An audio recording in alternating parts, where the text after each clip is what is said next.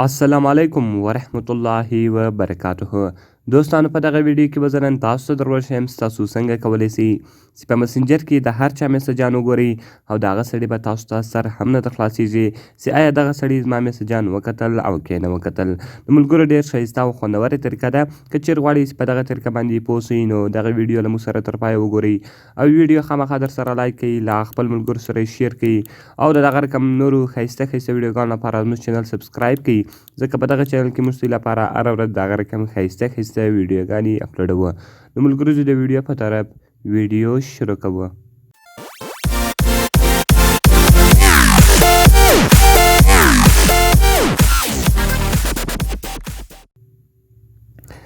نو ملګرو تر ټولو مخکې تاسو په خپل موبایل کې یو اپلیکیشن را ډاونلوډ کړئ. د دغه اپلیکیشن لینک ما تاسو ته د ویډیو په ډسکرپشن کې درکړی ده. تاسو ډېر په اسانۍ سره کولی شئ چې دغه اپس له هغه ځای څخه ډاونلوډ کړئ. نو ملګرو کله چې تاسو دغه چټ بین له هغه ځای څخه ډاونلوډ کړئ بیا به تاسو راسئ په دغه باندې به کلیک وکړئ او دغه رقم پروواید نوټیفیکیشن اکسس په دغه باندې به تاسو کلیک وکړئ. دغه رقم به دغه دلته تاسو الاو کړئ. کله چې ملګرو دغه دلته تاسو الاو کړئ دغه به دلته تاسو الاو کړئ نو دغه رقم تاسو په بیک باندې ووځئ. بیا دغه رقم پروواید ورلی پرمیشنز دغه رقم تاسو په دې باندې کلیک وکړئ او الاو پرمیشنز په دې باندې به تاسو کلیک وکړئ. دغه رقم بیرته تاسو په بیک باندې ووځئ. بیا دغه رقم اګنور بیټري تاسو په دې باندې کلیک وکړئ، دغه به تاسو چیش کړئ الاو کړئ. نو ملګرو کله چې دغه درې سره اپشنان تاسو وروښیاست دغه به تاسو الاو کړئ.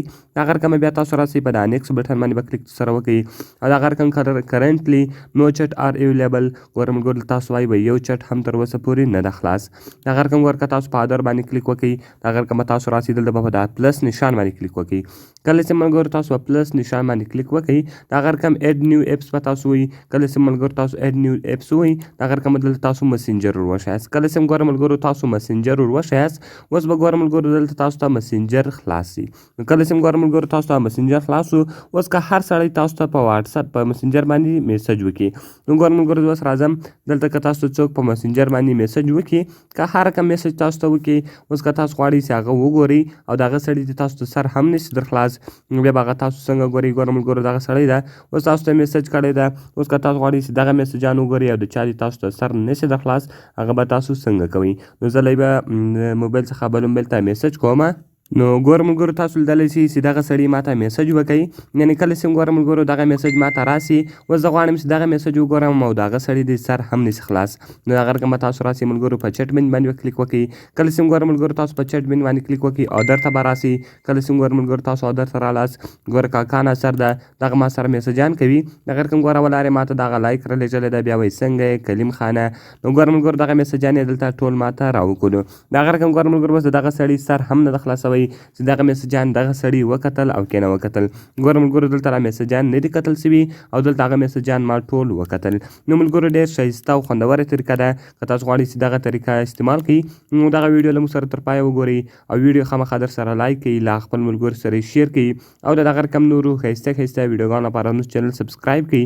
نو ملګرو یوارې بیا هم درته ما تاسو ته د ویډیو په ډسکرپشن کې د دغه اپس لینک درکړی ده.